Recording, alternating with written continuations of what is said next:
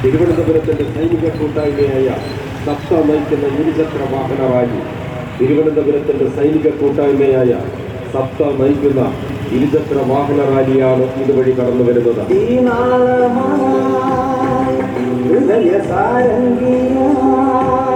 operation സിന്ദൂരത്തിന്റെ ഭാഗമായ എല്ലാ സൈനിക അർദ്ധ സൈനിക വിഭാഗങ്ങൾക്കും അഭിവാദ്യങ്ങൾ അർപ്പിച്ചുകൊണ്ട് സൈനിക നടപടികൾക്കിടയിൽ സ്വജീവൻ ബലിയർപ്പിക്കേണ്ടി വന്ന ധീരയോദ്ധാക്കൾക്ക് പ്രണാമങ്ങൾ അർപ്പിച്ചുകൊണ്ടും തിരുവനന്തപുരം ജില്ലയിൽ സൈനിക കൂട്ടായ്മയായ